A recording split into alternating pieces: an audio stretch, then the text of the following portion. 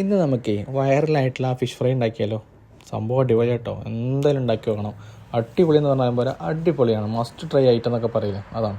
അപ്പോൾ നമ്മളൊരു പാൻ എടുത്തിട്ട് അതിലേക്ക് വെളിച്ചെണ്ണ ഒഴിച്ചതിന് ശേഷം അതിന് മുകളിൽ നമ്മൾ കാശ്മീരി ചില്ലി പൗഡറും അതേപോലെ തന്നെ മഞ്ഞൾപ്പൊടി ആയിട്ട് നന്നായിട്ട് മിക്സ് ചെയ്യുക. ഇതിന് ശേഷം നമ്മൾ തീ ഓൺ ആക്കിയിട്ട് ഈ മസാല ഒന്ന് ചൂടായി വരുന്ന സമയത്ത് അതിലേക്ക് നമ്മൾ ചെറുതായിട്ട് അരിഞ്ഞിട്ടുള്ള ചെറിയ ഉള്ളിയും ഇഞ്ചി വെളുത്തുള്ളി കറിവേപ്പിലയായിട്ട് നന്നായിട്ട് ഡ്രൈ ആക്കി എടുക്കുക. ആവശ്യമുള്ള ഉപ്പും ആഡ് ചെയ്തിട്ട് കേട്ടോ.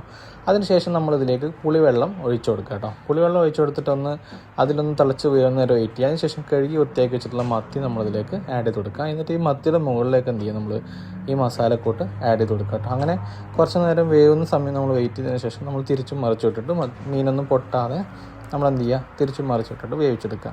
അവസാനം ഇത് നന്നായി ഡ്രൈ ആയിട്ട് വരുന്ന സമയത്ത് ഇതിൻ്റെ മുകളിലേക്ക് കുറച്ച് വെളിച്ചെണ്ണയും കുറച്ച് കറിവേപ്പില ഇട്ടിട്ട് അതങ്ങനെ ഇറക്കി വെക്കണം. അത് കുറച്ച് അരമണിക്കൂറെങ്കിലും മിനിമം കഴിഞ്ഞ ശേഷം എടുത്തു കഴിഞ്ഞാൽ നല്ല സ്മെല്ലും നല്ല ടേസ്റ്റുമാണ്, അടിപൊളിയായിരിക്കും. അപ്പോൾ എല്ലാവരും ട്രൈ ചെയ്യുക. വീഡിയോ കണ്ടവർക്ക് എല്ലാവർക്കും താങ്ക് യു ഫോർ വാച്ചിങ്.